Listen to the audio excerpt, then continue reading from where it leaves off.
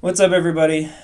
Coming at you again with the video games that I've played so far this year. And in the wintertime, I usually play a lot more games because, it's dark, there's nothing to do, it's too cold to go anywhere. Usually like minus 10 or 20 degrees, at least here in Minnesota. So my gaming usually upticks in the winter months. So that's why you're going to see a lot more on here than normal. But as you know, if you've watched the channel, that my mom gifted my fiance and I with a Switch 2 for my birthday and our Christmas gifts. So you're going to hear a lot of Nintendo games on here. And you know what? That's fine with me because growing up, I had a PlayStation and I had, a PS2 was my first console. And then I had a Wii.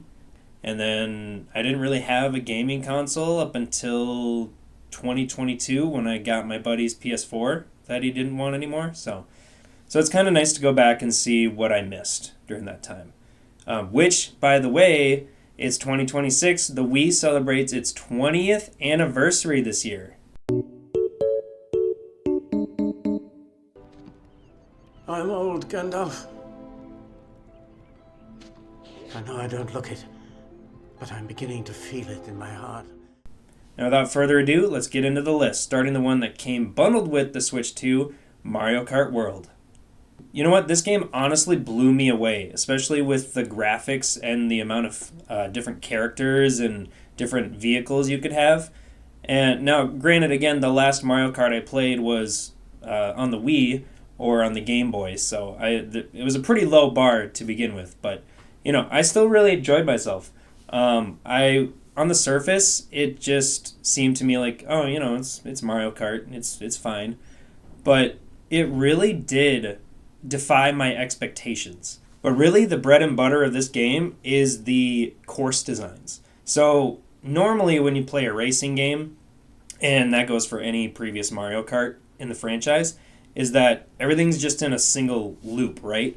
So you just go around the track like 3 or 4 times, and that's it. But not with this one. It's actually pretty cool. They took inspiration from other racing games like Gran Turismo, Need for Speed, all that kind of stuff, and they made it finally from point A to point B. So it's an end-to-end course. So let me explain. So in the map, you have like you have the cups. Of course, everybody knows you got the mushroom cup, flower cup, star cup, all that kind of stuff. You have your usual first course, which is a loop, but then you actually drive to the next course. And it's actually really cool in that way because you get both parts of the course, but you also get this middle ground where it's kind of not quite one, not quite the other, and then you see them blend seamlessly into one another. And I think that's really cool. I'm really glad that they did that. But I think my favorite part of this game is the free roam ability, where you can legit just free roam around the entire course and go wherever you want. That's a lot of fun to play like little hide and seek, little games like that, where sometimes I'll look at my fiance's screen and then I'll try to like run into her or throw some shells at her. It's a good time. The only thing I will say about the open world though is that I wish it was a little bit more flushed out. Like, I'm not saying it needs to be to the level of like Grand Theft Auto or anything like that, but just give us a little bit more than just these little pound challenges and coins to collect and just driving around. Otherwise, it's a little bit empty. If they would have filled it up with like more challenges or like Peach or Bowser or Wario is just standing on the side of the road and you go up there and then they like challenge you to a race or something. I don't know. Just a thought. Anyways, I really enjoyed myself. I'll give it 8.5 out of 10. All right, next up, and this is a doozy. This one is one of my favorites of the year so far, and probably will be one of my favorites of all time. And if you know me, you already know what's coming. It's The Legend of Zelda, The Breath of the Wild. And I got this one as a gift from my mom at Christmas, again, to go along with the Switch. And yes, I'm aware of how much she spent, but I'm her only child. Who else is she going to spend this on? I'm just kidding. But I really am thankful, Mom. I'm usually, one of those kids that would have gotten really into something and then stopped, and then gotten really into something else and then stopped. But your gifts have not gone in vain. I've been really enjoying them. So thanks again. Any Hoozles, back to the actual game. I was and still am just absolutely obsessed with this game. I have played this game for probably 50 hours now, and I wasn't even halfway through it by the time I got to 30 hours. I love this game that much. You can go absolutely anywhere at absolutely any time. It doesn't keep other areas from you, like the original Zelda games where, you might have to have the hook shot to access this area, or you'll need bombs to blow up a side of the wall in here and then access this little dungeon or whatever. Everything is at your fingertips. What you see is what you get. Now there are some hidden things and things you have to actually, upgrade to access, but it's not like entire sections of the map. It's just like little things. And you can climb literally almost anything. You like this little rock, you can climb it. You like this big rock, you can climb it. You can go anywhere as long as you have enough stamina to get you up the little mountain or whatever you're trying to climb. You can go anywhere you want. And the world is just absolutely beautiful. I mean, just look at this. Look at these different pictures and screenshots that have come from all over the world. The world just sucks me in. And the immersion that I feel while playing this game is unmatched by any other game that I've played. Another great thing about this game is that, with our fast-paced modern world, this game really slowed down my thoughts. Because, like I mentioned, you're out in the wild. And just being outdoors is so good for your mental health. This game was greatly beneficial in these long winter nights. I know a lot of people like these, first-person shooter games and sports games, all these fast-paced games, but when your brain is already just looking for constant dopamine from social media and TV and all these kind of other things, it's good to slow down once in a while. Anyways. Now, speaking of creatures, have I mentioned the horse taming yet? That really was a lot of fun to do. You can just sneak up on wild horses and then jump on them and then just pet them to tame them. And I just loved it. I tried to tame every horse that I came across. They're pretty observant, so it's kind of hard to sneak up on them. But if you do it and persist long enough, you'll get one. And it will take some time to tame them because when you're trying to go in a straight line, they're wild horses. They're not going to want to listen to you, so they try to veer off to the left or right and do their own thing, try to buck you off. But if you pet them enough, they'll glow with hearts, and you can slowly bring them around to loving you. Check out my horse. Because tonight will be the night that I will fall for you. Oh, and my favorite part, which I haven't even shown you, I'm wearing my Lon Lon Ranch Zelda shirt that I got for Christmas. I know, I'm a nerd. And they brought back that theme when you go to any of the stables and you can check in your horse or take your horse out.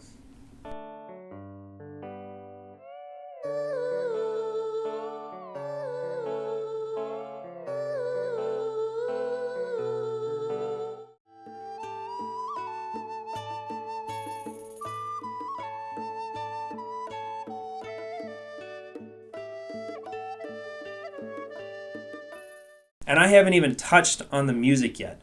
The music, you're probably expecting me to say it has this great and vibrant soundtrack. Normally when you think of Zelda, you think of the main theme. Everybody knows the main theme.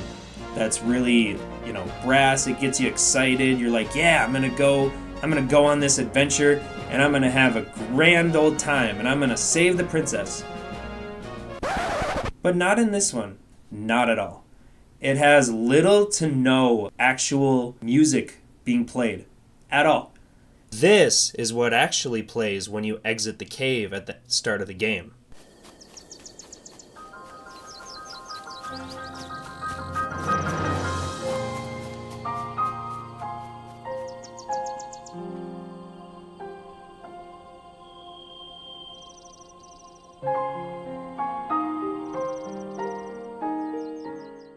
that's about as big and loud as the soundtrack gets.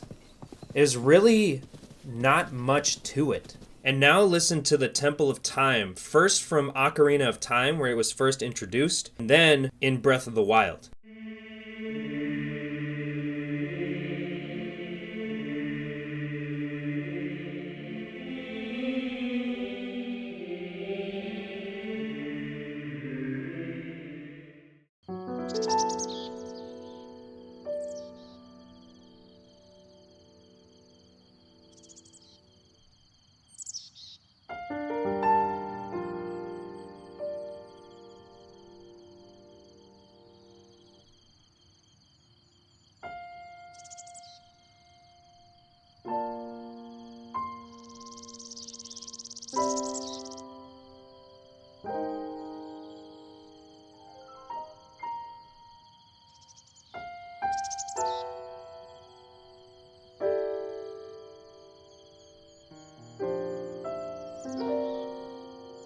It's a major difference. It's very sad and melancholy.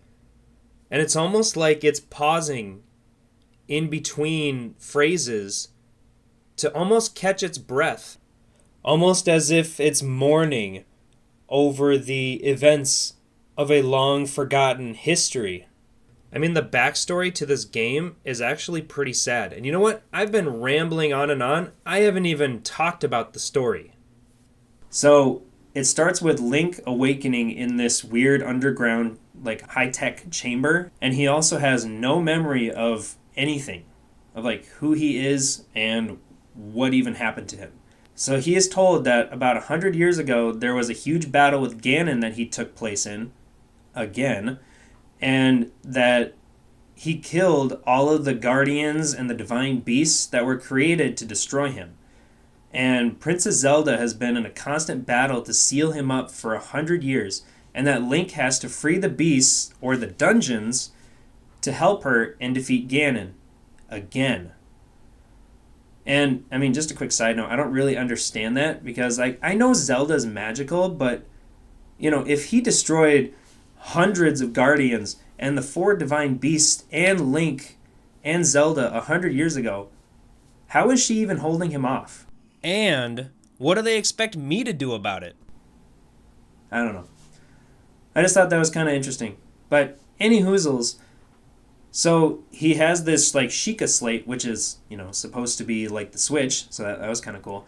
And he's supposed to activate these towers and these shrines, and, you know, the towers give you the map of the whole world, and then the shrines are the puzzles that once you beat, give you spirit orbs that you can use to upgrade either your stamina or your hearts. And there's actually a huge divide online in the Zelda community as to whether the new format is good or bad.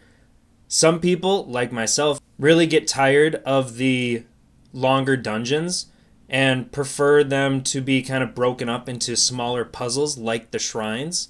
So for me, this game is actually perfect for me. This one's probably one of my favorites in the entire franchise. But I understand those people that want the longer format of the dungeons to be brought back. But I don't know. To each their own. So like I said, there's 4 dungeons. The 4 divine beasts.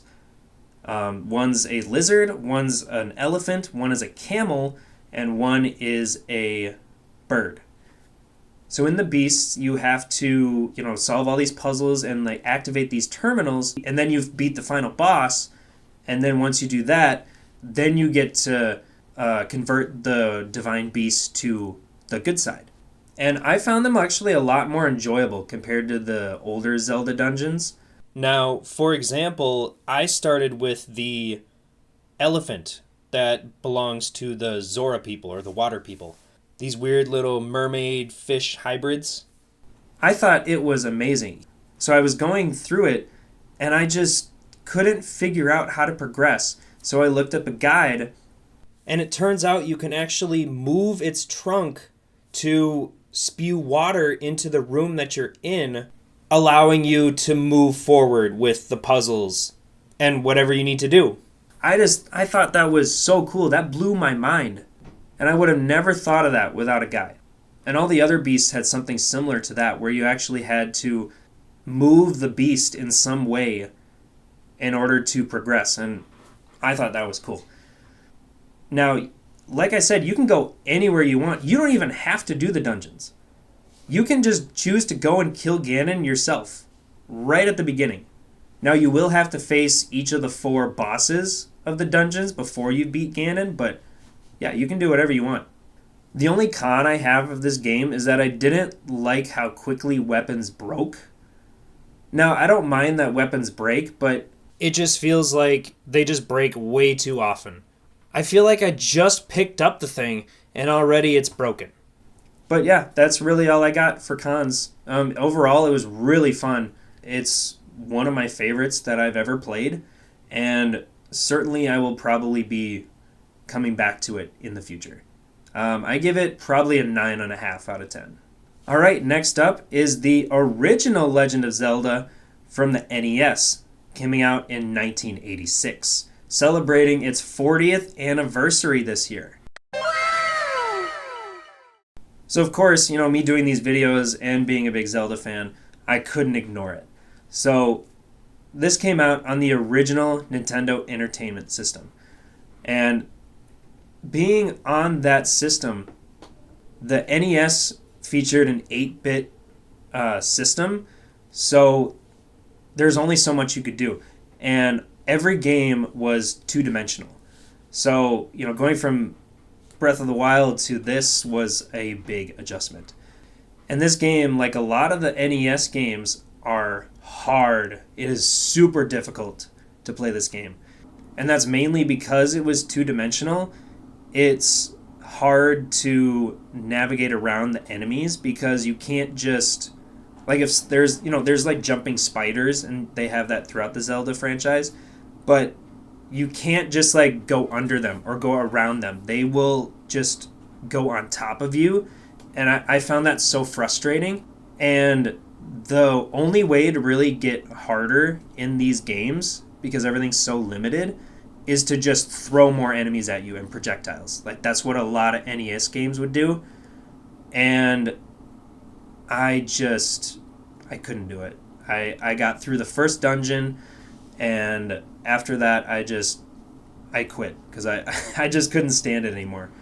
But this is what a lot of NES games would do, is that they just up the difficulty so that people would think that they got better product for their money.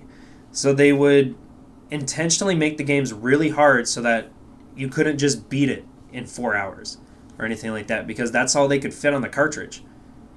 And in this game, you are given little to no instructions when you first start it. It just says, oh, the princess has been taken. Go and save her. And it doesn't tell you anywhere where to go. And it literally says, see manual for detail. So in that sense, it's very much like Breath of the Wild, where you can literally go anywhere you want. Really, the Zelda games didn't become linear until later on, where it told you, oh, you should check this tower, you should check this castle. So because this game was so outside of what the typical NES game was, because, typical games at that time were, like Super Mario, you just go from one end to the other. There wasn't any exploration. There wasn't really that many items compared to Zelda. So yeah, I didn't have a manual, so I looked it up online. And that's how I found out where to go, because just going through each of the different screens that were there in the overworld, I was just getting lost, and I kept dying really quickly because, you get swarmed with enemies and you can't really dodge them or anything like that. So that part was difficult. For the time, this game was revolutionary. This game was huge, and it spawned a whole franchise. For the time, it's a solid 9 out of 10.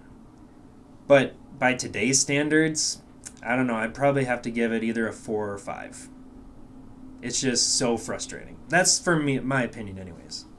Alright, next up is Metroid Prime, the original, released on the GameCube in 2002. So I was originally going to get the new Metroid Prime 4 that was out on the Switch 2, and I had the full intention, walking into Target, of getting that game. I had a gift card to help pay for it, and I was ready to do it, but there was nobody there at the electronics, register or whatever. So I figured I would just play the demo, which had like the first opening, and then it had like the part of the first level, and like it was cool. It started off cool, at least anyways. There was a space battle, which is I'm not really familiar with Metroid, but I've seen what it is, and that's kind of what I was expecting. But then it drops you into this planet, and it just didn't hook me. I thought, with a $70 price tag, I couldn't cough it up. With something that I wasn't for sure about it, I couldn't drop the price tag. So I did what I normally do, and I went for the OG, the first one that came out almost 25 years ago. And honestly, the graphics were not too far of a step back, which is crazy to me. And the plot is actually pretty similar to the current game. So Samus is in the middle of a space battle and crashes down onto this unknown planet, shattering her super suit. Honey! What? Where's my super suit? What? Where is my super suit? So now she must gather the fragments of her suit and scan all the environment so she can defeat the Metroids and get off the planet. And I really enjoyed the game after a little bit, once I understood what was going on, because it's a lot like Zelda, where you have a map, or you acquire the map anyways, eventually, and then you go through and you have to figure out where these things are located, and you have to... It's pretty much Zelda, but in space, and it's a first-person shooter. So it's essentially if, Zelda and Ratchet & Clank, two of my favorite games, meshed together. And I enjoyed it. I enjoyed it a lot more than I thought I was going to. I really enjoyed the atmosphere of this one, especially the overworld where it's like snowing. I almost found it peaceful. Playing that in the wintertime, it just felt like homey, if it weren't for these aliens trying to kill you. The only issue I had with it, the only part that kind of annoyed me, was that you can't move your camera around. So like, I got this off Amazon. It's just like a, Chinese knockoff of a GameCube controller, and it, connects Bluetooth. But, it looks almost like a Switch controller, right? You got the, the Joy-Cons, and you got the A, B, X, Y, and then you got the D-pad here. But this doesn't do anything. This doesn't rotate your camera, unlike literally every other game out there. So I found that a little annoying. It was kind of annoying getting cornered and not being able to see my escape route. But, I managed. I'm kind of a big deal. I don't know how to put this, but I'm kind of a big deal. And the only other issue I have with it, and this is something that I've brought up before with like playing Zelda games, is that once you exit and re-enter a room, all your enemies respawn. And it's like, come on, dude, I just spent like 5 minutes clearing out this huge room of all these, you got the ones on the ground that pop up and try to swarm you, and then you got the almost bat-looking things that try to fly around you and, swarm you. And I'll have to do all that again. That I just found a little annoying. But otherwise, it was a solid game. I'll give it a solid 7 out of 10. Alright, next up is Kirby and the Forgotten Land, which came out in 2022 on the Switch. And this is Kirby's first 3D game in his 30-year franchise. You heard me right. Its first 3D version in 30 years. So the original Kirby came out in 1993 on the Game Boy.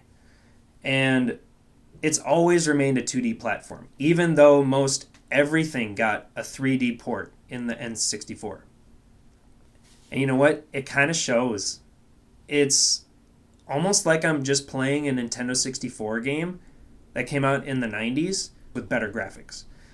And, you know, the camera just follows you around. There's no camera controls, just like the N64. And don't get me wrong, it was fun, but it's just feels like it was behind a lot of Nintendo games in this current generation. Now, I'm not too familiar with playing Kirby games. You know, I've played Kirby in Smash Bros, so I know what he does. He's essentially like the most powerful being in existence because he sucks up all of his enemies and he just gets their attributes and special abilities. I just feel like the ultimate being in the universe deserved a little bit better. It just felt really linear, which I'm not saying that's a bad thing because, I mean, look at Bramble. I really enjoyed that last year. But this one was way too easy, even if I was playing on the hard mode. It's almost kind of very hand-holdy. It's almost like it was made for kids. And who knows, maybe it was. But, and you know, just a quick thing, big disclaimer. If you like these kind of games, there's nothing against that. I have no problem with that. People like what they like. There's a whole community online called Cozy Gamers. I mean, my fiance loves those kind of videos and those kind of games. So, you know, Ashley, when you watch this, you should try Kirby. You'll probably like it. I did enjoy my time, but it's not worth the $60 for me. Maybe like a 20 or 30 maybe, but not 60. And if you want to get the Switch 2 version with a little bit of extra content, you can pay $80 for it. Stop. I'm sorry, Goosey. Just give me another hour, okay? I'm sorry. Alright, we'll try this out here. And that's kind of an issue I have with the Switch 2, is that Nintendo's kind of focusing on updating Switch 1 games instead of creating something new. You know, sure, they came out with Donkey Kong Bonanza, which I have yet to get. But there's really not a lot of Switch 2 exclusives. They're literally just bringing things from Switch 1 to Switch 2 and making them look nicer. You know, like the new Mario Bros. Wonder, whatever it is. Like, do you really need that on the Switch 2? You can play Switch 1 games on the Switch 2. That's the reason I got it. So, just leave it as it is and just get new games that'll make people want to come to the Switch 2. It's that easy. I mean, that's the reason why they'll never do it, is because it makes sense. But anyways, thanks for letting me rant. I give Kirby... I give it like a 6 out of 10. Next up is Super Mario Odyssey. And that was one of the options for the bundling of the original Switch in 2017. Now, I haven't played a Mario game since Super Mario Bros. 3 on my grandparents' NES back when I was a kid. I mean, technically, I played some on my Game Boy and the Wii. You know, I played Mario Galaxy, but that always made me dizzy when I was a kid, so I never finished it. But anyways, this game is quite the update for the once king of 2D platformers. In this game, you guessed it, Peach is stolen once again from the evil Bowser. Now, just a side question. Is Bowser his first name, his last name, or is it his only name, like Sting or Bono? You know what I mean? Like, he steals Peach to take her to be his wife. He's going to have a wedding. He gets all snazzy and, you know, dressed up. If that marriage were to go through, would Peach be Mrs. Bowser? Or what would that be? I don't know. Anyways, I'm not really one to play Mario games because I always thought that they were kind of for kids and, you know, pretty easy or whatever. Well, I guess not easy because, you know, the original Marios were definitely not easy. But I always thought they were kind of more for kids, so I never really gave them a shot. And I wasn't really going to do this one, but I saw it kept appearing at the top of the, best Switch games and essential Switch games. And it was on sale on Amazon, so I was like, all right, I'll try it out. And I'm glad I did, because this game was a lot of fun. I mean, sure, it was easy and all that kind of stuff, but there was a lot of stuff to it. There's a lot of things that you had to find. You had to find these little moons to power up your ship. Oh, and then you also have Cappy. I almost forgot about Cappy. His hat, I don't even remember how... Oh, because he's in like a graveyard or something, and then a ghost goes into his hat, or it takes the shape of his hat, and then he throws it at things, and it takes the shape of that, and then you can be like a dinosaur or whatever. So that part I thought was pretty cool. So anyways, you got to find all these moons, and you go in the normal spots, just going through the levels. You'll find most of them that you need, but then you have to find some other ones, and some of them makes you think, and some of them I actually had to look up. So it did its job of being for all ages. This is the game that should have been Kirby's debut to 3D, because it's a fun game. I really enjoyed myself. I'll give it an 8 out of 10. All right, and we have another anniversary this year. Coming out in 1996, we have the original 3D Mario release, Super Mario 64. Again, Princess Peach gets kidnapped, but this time in 3D. And you could tell they were still ironing out the kinks of the transition between 2 and 3D. I've always gave the N64 and original PlayStation a hard time because of the camera controls, and this is why.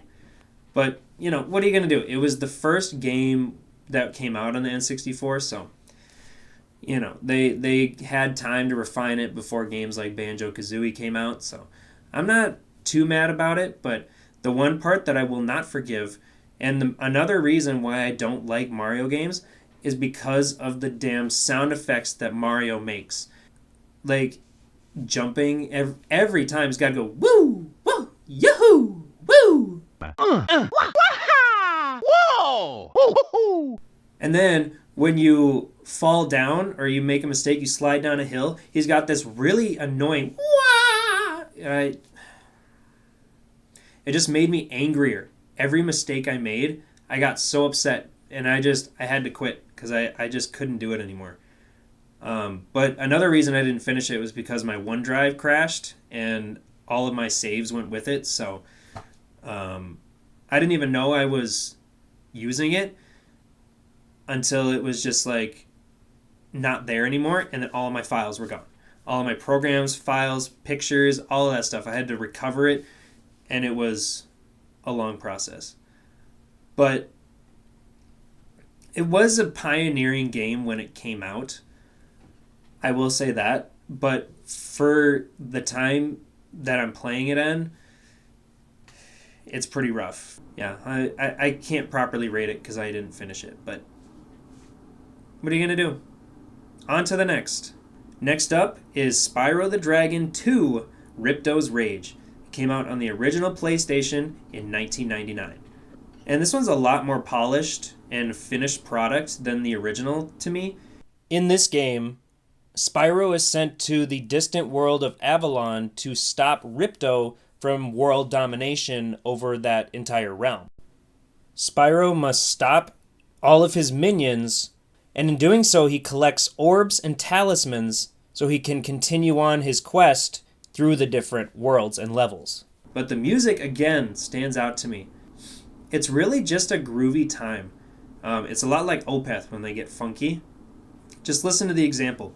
The first one's Spyro.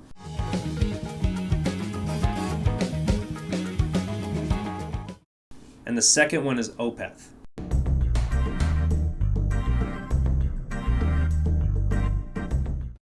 Except wait, I lied. Because the first one was actually Opeth, and the second one was Spyro. You see what I mean? It's just... So overall, just good vibes. I enjoyed it. I give it an 8 out of 10. Next up is L.A. Noire, released in 2011 on the PS3 and the Xbox 360. Now, in the beginning of the year, I got a nice bonus from work, so I splurged and got a Steam Deck because my fiance was hogging the Switch. So, I wanted to play something. So I got a Steam Deck, and now I can buy games on Steam too. And Steam has a large variety. But anyways, it's set in 1940s LA, and let me just say that the town is phenomenal. I love driving around. I just get sucked into the era. They have, 40s and 30s music playing on the radios. Everybody's in these old cars. I think they did their research pretty well. It really doesn't surprise me because it was developed by Rockstar Games, and it's the same studio that made the Grand Theft Auto games, which are the exact same way. They're very immersive. Anyways, in the game, you're a detective for the LAPD, and you have to drive around and collect clues and interrogate people and witnesses. And they used a revolutionary technology for the time that was pivotal for deciding on whether or not somebody was lying to you. They used this facial scan, and it was like the most accurate for the time, for 15 years ago. That was kind of the problem I had with the game, is that it was pretty difficult to tell, especially when the difference is just such a subtle, like, flicker of the eyes, mouth, or nose. Now, when they give you an answer, you have the options to say that they're telling the truth, they're lying, or the infamous doubt. The system is annoying, though, especially the doubt button. He goes from kindly asking questions to almost threatening the person, just out of nowhere.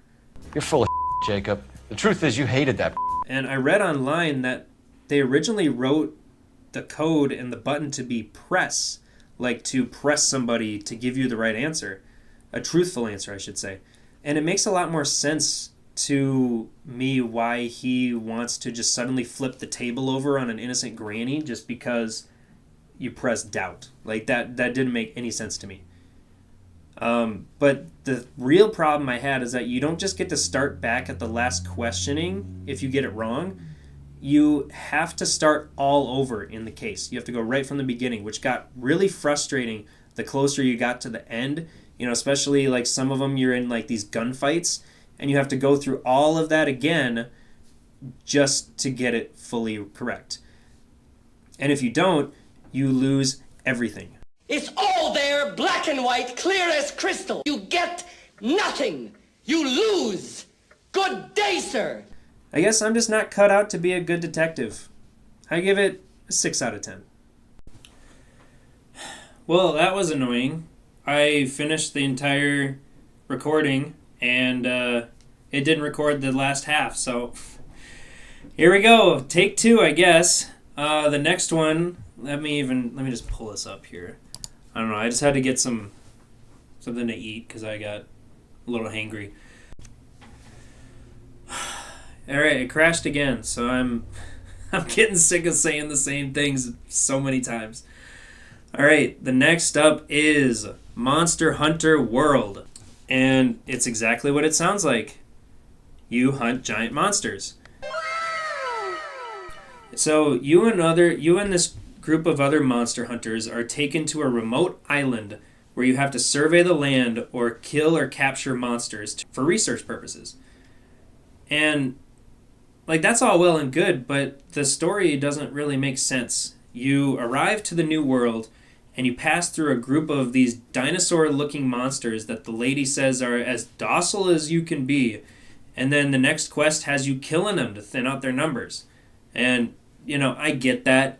We have hunters here that, there's deer hunting season and all that kind of stuff. It hurt to do, but I could look past it. But after that, we have like a giant bird creature thing who is agitated by a giant lava rock, which is from a giant monster that's attacking the island. And they say we have to go after it and kill it.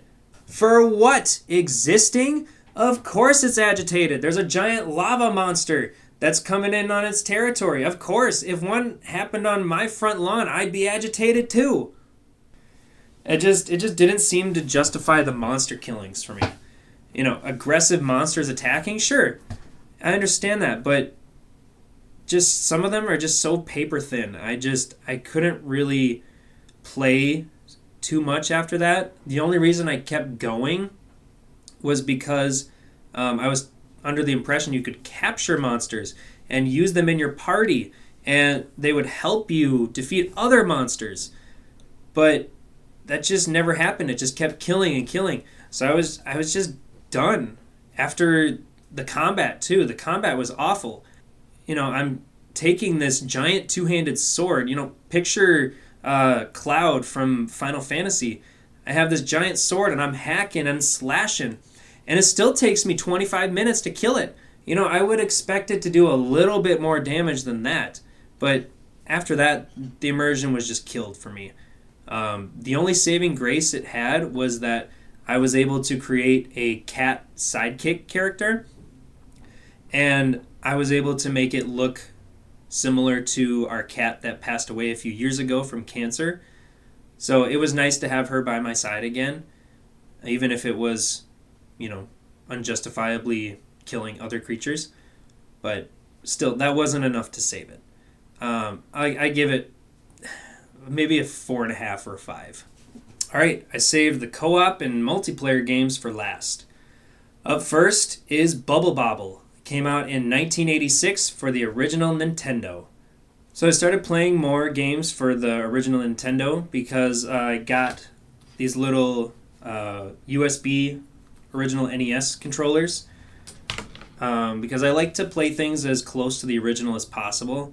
I already showed you the GameCube one, but I have the Nintendo 64 as well. And so I just wanted to look up more games to play to, justify the cost of spending it.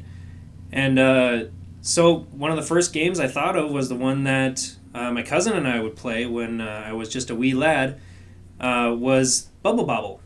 And in it, you're this lizard thing that shoots bubbles, and you trap enemies in them, and then you jump into them and you pop them. I don't even remember the storyline. I just get lost in popping bubbles to one of the greatest songs in NES game that's not Zelda or Mario.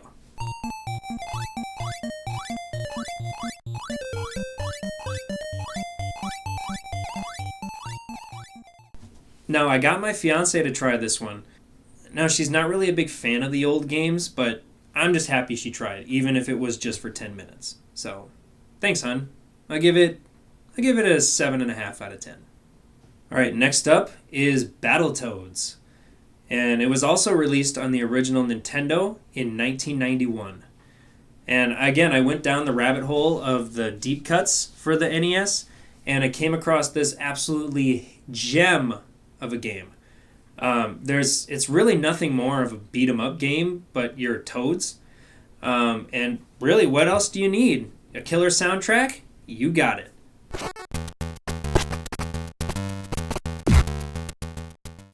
It's not surprising to find out that it was made by Rare, the same company that made Banjo-Kazooie and other gems from the N64. It's just a fast-paced, good old-fashioned brawler time, What else do you need? I give it a 7. Next up is Wreckfest, and I played this on the PS4. It came out in 2018. It's exactly what it sounds like and looks like on the cover. You just wreck cars and demo derbies in different races. It's a lot of fun. I played it with my buddy Jeremy, and we just had a complete blast playing, just wrecking each other, wrecking computers in these demo derbies. What else do two dudes need other than wrecking cars and a banging soundtrack? I give it a 7. I give it an 8 out of 10. All right, up next is Mario Party Jamboree for the Switch. This is easily one of the most frustrating games on here. It's just because it's mostly luck in how you win the game. For those that don't know, you're placed on a board and you just take turns rolling dice and moving across the board and gathering stars. And it really is just dumb luck where the stars appear and what you roll on your dice. So you can have a great time or you can have a really lousy time. And for me, when I play luck-based games, I get frustrated because I can't change the outcome. I can't just play better or just practice and get better at the game. You know what I mean? So yeah, I've actually been talked to about my attitude when we play with friends. I do get competitive. So, it's an alright game, but it does frustrate me a lot sometimes. So I'll give it a 6 out of 10. Alright, last but certainly not least is Split Fiction. Came out just last year on every platform. And it's the same creators of It Takes Two. And my fiance and I, when we played it, we both agreed that we enjoyed it more than It Takes Two. And that seemed like it was going to be a hard feat to accomplish because that was a fun game. But it's still very similar to It Takes Two. You have a split screen and you're supposed to help each other through like the obstacles and different enemies and all that kind of stuff. But where this one differs is that instead of a divorcing couple, you are two female writers who are tricked into coming into this publishing firm so that they're hooked up to a machine and their ideas are stolen. Once they figure out what's going on, one of them ends up going into the other's bubble and it creates a glitch. And what they're trying to do is escape the machine by finding all these glitches, and every time they find one, they hop into the other player's world. So it keeps switching back and forth between sci-fi, fantasy, and then in the end you have to beat the final boss. And you get to go through all of these different ideas. It was really well thought out. It's a really great idea. Especially for writers, when I'm either songwriting or, I've thought about going into video game writing, but when you're writing, sometimes you just have like little fragments of ideas and they're not good enough to be like full songs or fully fledged ideas. So it's kind of cool that they got out all their little ideas. It's helpful when you can just sprinkle in an idea that you've had for like 3 years into a song that you're working on, or in this case, a work of fiction. I love all the different worlds.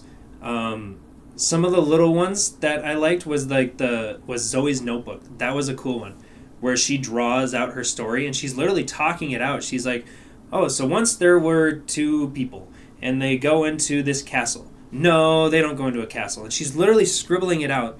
And it's like, oh, they do this. And then they run into a thing. You know what I mean? Like it's so cool to like almost sit there and watch the creative process happen in real time. So I thought that was a cool idea. I really did enjoy the fantasy worlds more. Like the dragons were so much fun. Don't get me wrong, the sci-fi levels were really cool too, but the fantasy ones just took the cake for me. And then of course, the final boss split screen. And you guys all know me. You know I don't like to spoil the endings, but this absolutely blew me away. Because of the glitching that's happening, instead of the straight up and down split screen that's going on through most of the game, the screen starts glitching out. And you have to, it's like goes in circles, it goes to side, and it's amazing. I cannot rate this game high enough. It was really well made. The only con I have to this game is that some of the levels were pretty long, just like It Takes Two. I mean, especially for someone who's still like relatively new for gaming, and only has so much patience. But she's doing well. I'm really proud of her for continuing to push through it, for asking me to play a lot of times. A lot of times like she would just come up with the idea like, hey, let's play Split Fiction today. And she's a full-fledged gamer for me. She's playing her Stardew Valley, her Disney Dreamlight Valley, what's the third one? The Animal Crossing. And she just finished, or she's on her final boss of Hogwarts Legacy. She keeps putting it off because it's difficult. So I know you can do it, hon. But yeah, I'm very proud of her. She's embraced gaming. She doesn't see it as like a deadbeat activity anymore. And she sees how important it is for me and us to play together. And she makes time for it, which is something that she never did before. She always, thought, oh, you just play your games, It's always looked down upon until you actually get into it and see the benefits. And she's seeing the benefits, and she makes time for it, for us, for me. And I love her to the moon and back for that. So thanks, baby. And I just couldn't be happier. The only thing left to do is give it a rating. I give it a 9.5. So yeah, that's all I got for today. I hope you guys enjoyed the episode. Keep gaming. It's good for you. Stay sharp. And I'll see you on the next episode.